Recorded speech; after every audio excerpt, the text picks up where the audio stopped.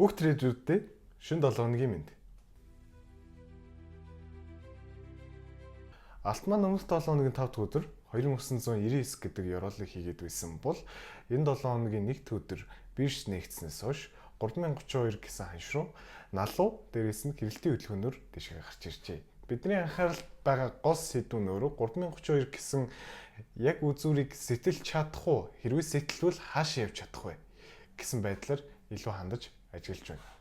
Хэрв 3032 гэсэн ханшийг дээшгээ сэтэлж чадах юм бол хэдүүлэнгийнх нь энэ 7 хоногийн байдлаар харах макстаа очих цэг нь 3062 гэсэн цэг гарч ирээд байна.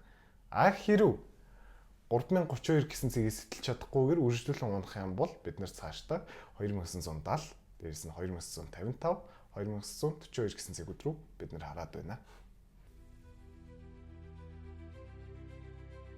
7 хоногийн эхний өдөр буюу нэг дахь өдөр хэдүүлэнгийнх нь хувьд ямар мэдээ гарахыг хэдүүлээ харцгаая. Хэдүүлэнгийнх нь хувьд нэг дахь өдөр Европын биржээс ахуулаад Америкийн нэгдсэн улсын бирж хүртэл тодорхой хэмжээний улсуудад Flash Manufacturing PMI гэсэн мэдээнүүд гарах нь байна. За энэ улсууд нь Франц, Герман, тэгээд Европын хэсэг улсууд дээр тэгээд GBP буюу Great Britain Pound дээр гарах нь байна. Тэгээ хамгийн сүүлд нь USD буюу Америкийн нэгдсэн улсын доллар бирж дээр гарах нь байна. За хоёр дахь өдрийн өгдлөө 2 цагт Bogov Bailey Speaks гэнэ. Ерөнхийдөө бол Bailey үг хэлэх нь байна. Тэгээд 5 цагаас Европын бирж дээр Герман улсын IFO Business Climate гэсэн мэдээ гарах нь байна. За тэгээд 9 цагаас S&P CS Composite 20 PMI ерөнхийдөө бол жилийн тайлан гарах нь байна. За тэгээд орой 10 цагаас Америкийн нэгдсэн улсын доллар дээр CB Consumer Confidence, New Home Sales, тэгээд Richmond Manufacturing Index гэсэн мэдээнүүд гарах нь байна. Цааш нь үргэлжлүүлээд 3 дахь өдөр. 3 дахь өдөр Австрали доллар дээр CPI буюу Consumer Price Index, GPP бас ялгаагүй CPI. За тэгээд энэ өдөр GPP дээр Great Britain Pound дээр Annual Budget Release гэдэг нэг өдөржингөө болох мэдээ байна. За тэгээд оройн 8:30-аас Core Durable Goods Order. Тэгээд Durable Goods Order гэсэн мэдээнүүд 8:30-аас гарах нь байна. Дээр нэмээд бидний хамгийн анхаарал хандуулах ёстой Crude Oil Inventories гэсэн мэдээ гарах нь байна. Харин 4 дахь өдөр Аз бирж дээр ерөнхий мэдээнүүд бол хоосон. Харин Америкийн нэгдсэн улсын бирж дээр хэдүүлэнгийнх нь гол мэдээнүүд гарна.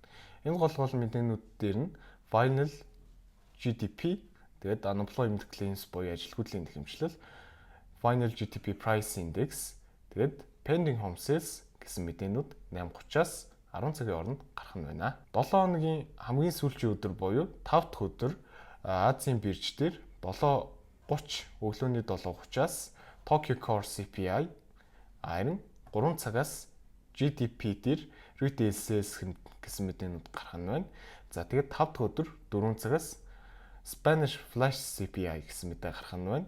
Оройн 8:30-аас GDP сарын тайлан тэгээд Core PCE Price Index гэсэн мэдээнүүд гарах нь байна. За тэгвэл хэдүүлэнгийнх нь хувьд харалт хэмээх газрын тос энэ 7 хоногт яах юм бэ? Ойл маань 3 сарын 6-наас хойш 3 сарын 20-ны хүртэл хэрээд байсан бол өмнөх 7 хоногийн 5 дахь өдөр энэ хэрэлтийн төлгөө задарсан байна.